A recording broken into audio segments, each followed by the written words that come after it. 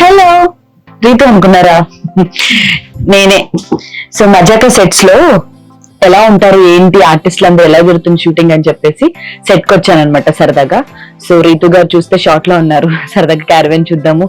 అసలు హీరోయిన్ కి ఎన్నెన్ని ఐటమ్స్ యూజ్ చేస్తారు చూడండి. అసలు వాళ్ళ చెప్పులు గానీ లేకపోతే జ్యువెలరీ గానీ బట్టలు గానీ ఇన్ని ఉంటాయి. ఇవి చూసి ఇక్కడే స్ట్రక్ అయ్యి అన్ని అబ్జర్వ్ చేస్తున్నాను. సో ఎవరైనా చూస్తే ఏమైనా అనుకుంటారేమో, మీరు చూసేశారు. పదండి మనం సెట్ లోకి వెళ్ళి వాళ్ళతో మాట్లాడదాం. Okay, see you, let's go.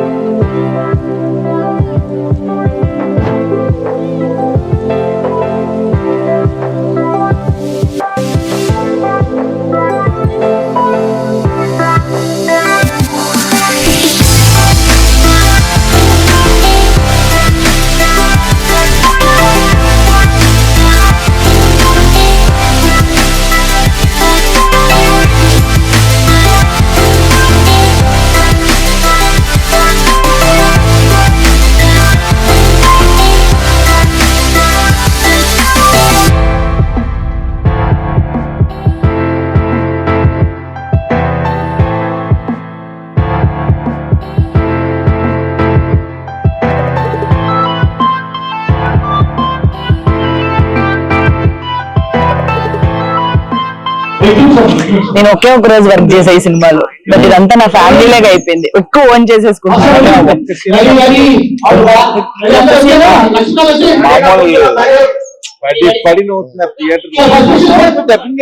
చెప్పాను సార్, సినిమా ఫ్లో కి ఆ సీన్ కి అసలు ఏమైనా సింక్ ఉంటుందా? అలాంటి సినిమా తెలిసి ఏ సినిమాలో చేసుండ్రు. కానీ షూటింగ్ లో చాలా కష్టం అబ్బా. మేకింగ్ సినిమాలు చూసి ఈజీగా మనం అనేస్తాం గానీ స్వామి ఇక్కడ ఎలా ఉంటదంటే ఆ షార్ట్ ఇక్కడ వెంటనే రికార్డ్ మనం షూట్ చేయడం, ఇక్కడ ఎడిట్ చేయడం, ఆన్లైన్ ఎడిట్ ఇమీడియట్ అయిపోతుంటది. మా ఊరు దగ్గర ఇల్లూరు చుట్టాలు అనకాపల్లి రేపు వెళ్తున్నాను సార్. నేను కోండ్రం దగ్గర ఏదో ల్యాండ్ ఉందంట చూడడానికి.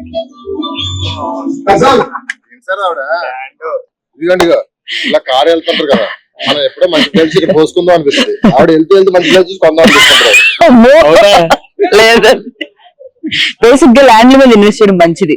సో మజాకా సినిమా హిట్ అయిన తర్వాత డబ్బులు వస్తాయి చూడండి, అందులో నేను ఒక రోజు చేసినందుకు కొంచెం అమౌంట్ ఇవ్వండి. ల్యాండ్ మీద ఇన్వెస్ట్ చేసుకుంటా. దీనికి మాట రాదు, ఎందుకు ఇస్తారు మాకు? కాదండి, ఇది ఎలాగో హిట్ అవుతుంది, డబ్బులు వస్తాయి. ఒక రోజు చేసినందుకు ఇవ్వచ్చు కదా. నిజంగా ఈ బిట్ ఉంచండి, సినిమా హిట్ అవ్వగానే మీకెందుకేమో అంటే ఎంత పర్సెంటేజ్ ఇవ్వచ్చు? అది ఎప్పుడో ఇచ్చారు.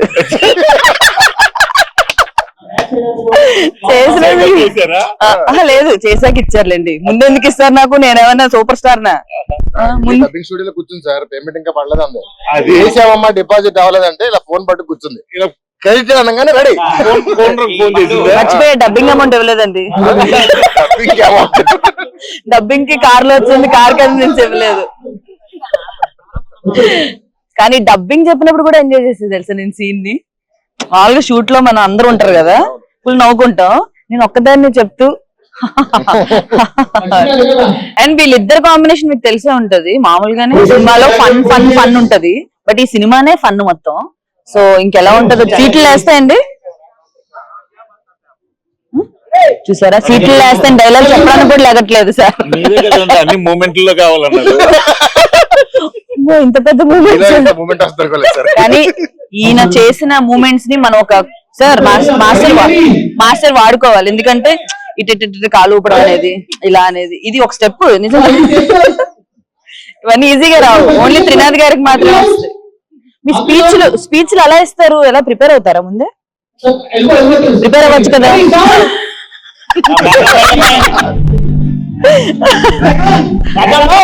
A few moments later. Work mode లో ఉన్నారు, మన మీద డిస్టర్బ్ చేసినట్టు సెట్స్ లో.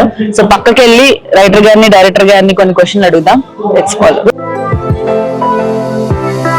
ఒక అబ్బాస్ మస్తాన్, ఒక సలీం జావేద్, ఒక ఎంజీఆర్ కరుణానిధి, ఇలా చెప్పుకుంటూ పోతే చాలా మంది. మీరే డౌట్ పడకండి.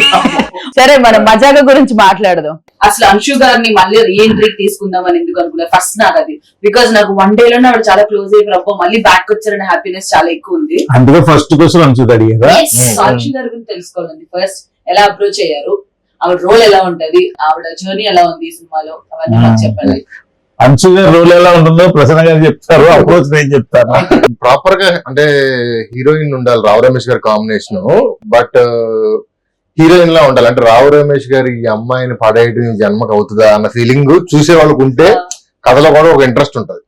సో అలాంటివి ఉండాలి. ప్లస్ ఇప్పుడు రెగ్యులర్ గా కాకుండా ఫ్రెష్ గా అంటే బ్రీజీగా ఉండాలి. సినిమా అంతా ఒకలా ఉన్న ఇద్దరిది ఫ్రెష్ గా ఐడియానే ఫ్రెష్ గా ఉన్నప్పుడు అది బ్రీజీగా ఉండాలని అనుకుంటుండగా సడన్ గా ఈవిడ కనిపించారు.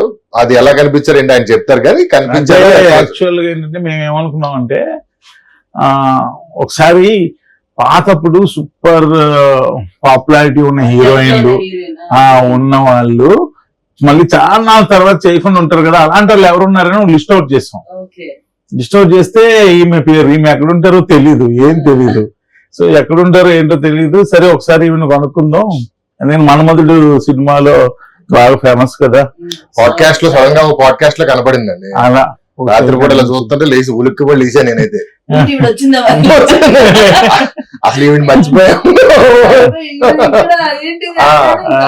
మేము అంజలా జవేరి ఆ యాంగిల్ లో తిరుగుతున్నాం మేము. అప్పుడు కనిపించింది ఎక్కడున్నారు, లండన్ లోనే మొత్తం మీద వెళ్ళా ఫోన్ నెంబర్ తీసుకున్నా.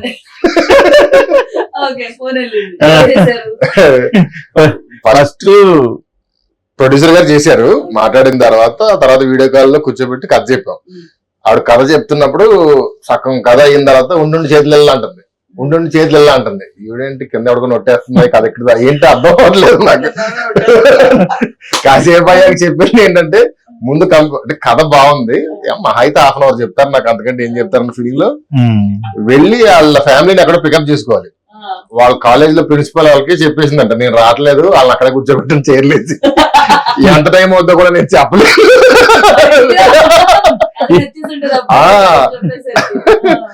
ఉండుండి ఇల్లు అంటుంది, కింద సల్మంట్ ఉందా వచ్చేస్తుందా అర్థం అవ్వలేదు నాకు.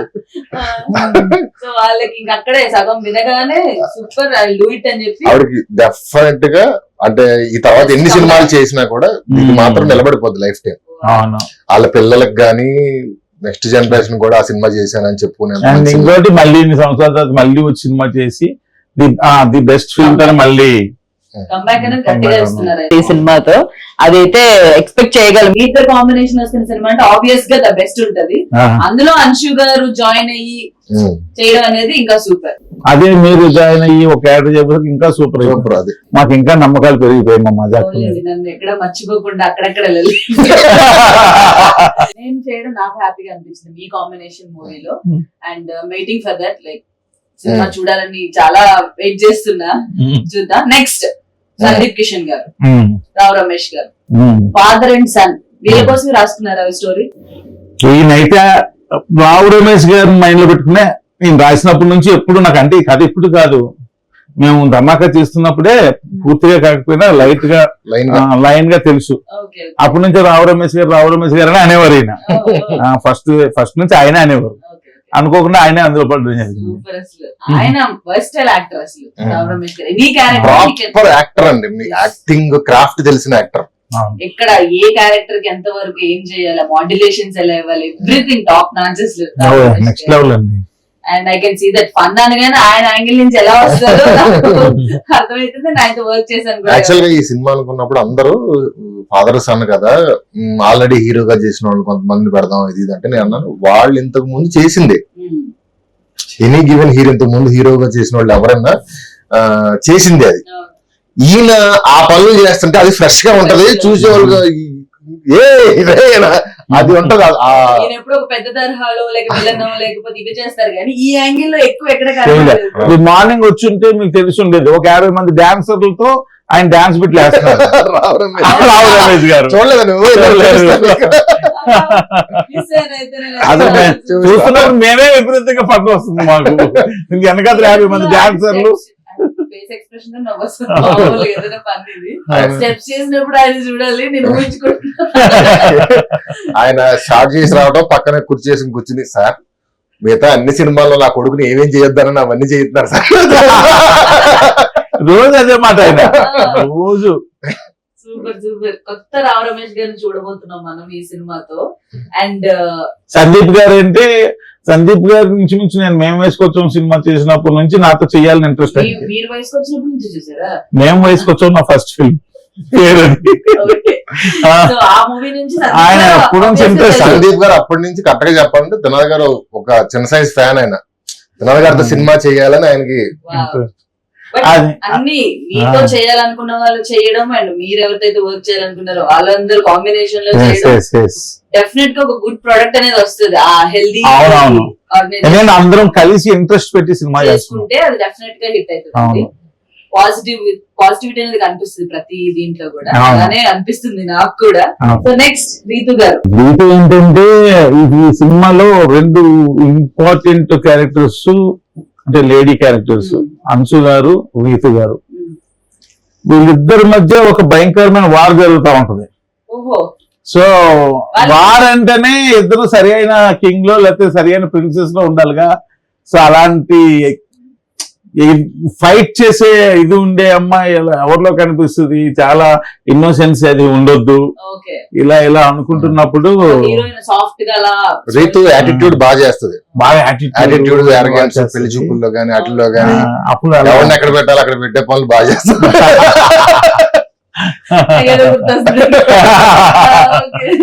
సో అందుకని ఈ క్యారెక్టర్ కి ఆమె సూటబుల్.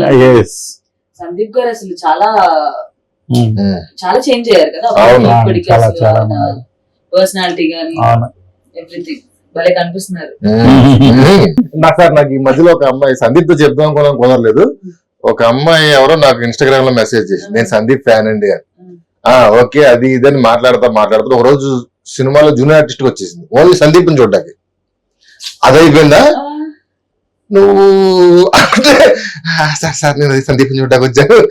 సరే ఓకే నువ్వేంటి జూనియర్ యాక్టర్వా ఏది కాదు సార్ ఓన్లీ సందీప్ చూడడానికి ఎవరన్నా పట్టుకుని గుంపులో వచ్చాను. అది అయిపోయిందా ఓ రోజు మెసేజ్ పెట్టింది. నాకు చాలా బాధగా ఉంది సార్ ఏదో అయ్యింది ఇంట్లో కష్టం అది నాకెందుకు చెప్తున్నానే లోపు ఆవిడ చెప్పాలని షేర్ చేసుకుంటుంది ఏంటంటే ఆవిడకి ఎప్పుడు బాగున్నా సందీప్ వాళ్ళ ఇంటి దగ్గరికి వెళ్ళి ఆ సందులో కాసేపు కూర్చుని ఎడవాలనుకున్న వెయిట్ చేసి ఇంటికి వెళ్ళిపోతుంట. అంత పెద్ద ఫ్యాన్ అయితే సందీప్ గారిని కల్పించారు మీరు. నిజంగా బాగా అనిపించింది. ఇలాంటి ఇంటర్వ్యూలు ఎందుకు చెప్పారంటే బాగా అనిపించింది నాకు ఏదన్నా బాధ ఉన్నా హ్యాపీనెస్ ఉన్నా ఆయనేనండి. ఆయన నెంబర్ లేదు ఆయనతో ఒకసారి ఎప్పుడో ఫోటో దిగింది అంతే అంట అక్కడ.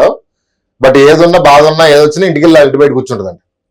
ఆయన మాట్లాడే విధానం కూడా అసలు ఎంత వెల్కమింగ్ గా ఉంటదంటే మన ఈవెంట్ కి వచ్చారా each and every person greet చేస్తారు వెళ్ళి ఆర్టిస్ట్ ని అండ్ ఆడియన్స్ ని అందరినీ దగ్గరికి వెళ్ళి అందరికి షేక్ హ్యాండ్ ఇచ్చి అందరినీ పలకరించి సచ్ వెల్కమింగ్ పర్సన్ అసలు నాకు భలే అనిపించారు.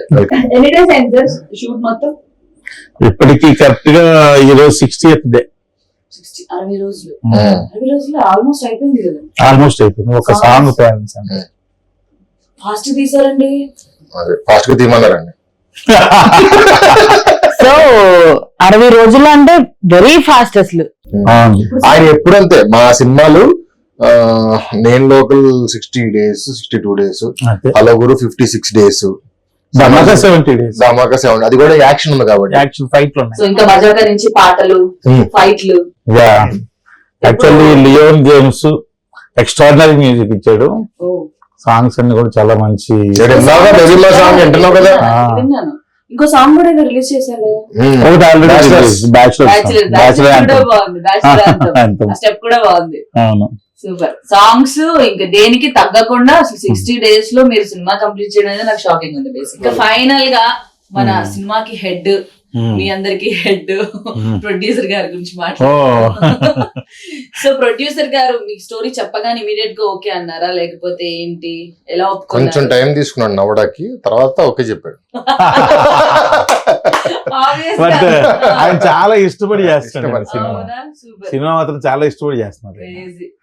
So nice. ఈ Producer గారు సినిమాని తీసుకొచ్చి మౌంట్ చేయడానికి ఆయన కూడా- నన్ను, త్రినాథ్ గారిని, సందీప్ గారిని అందరిని తీసుకొచ్చి అంత అంటే ఇద్దరు ఫాదర్ అండ్ సన్ చేసేటప్పుడు ఇతనికంటే అతను పెద్ద ఉండాలి, అతనికంటే ఇతను, ఇవన్నీ లెక్కలు ఉంటాయి. అది మనం వద్దనుకున్నా ఉంటాయి, వస్తాయి. లెక్కలు క్యాలిక్యులేట్ చేసుకుంటారు. But to make this happen ఆయన మాత్రం ఈ సినిమా చెయ్యాలి, నా బ్యానర్ లో చేయాలి, సమాజ వర్గం తర్వాత నాకు అంత పేరు గౌరవం, ఆ పేరు గౌరవం ఈ సినిమా కథతో వస్తుందని ఆయన నమ్మాడు. దాన్ని అందరిని తీసుకొచ్చి ఒంటి చేతితో పోరాటం చేసి తీసుకొచ్చి ఎక్కించాడు. Crazy.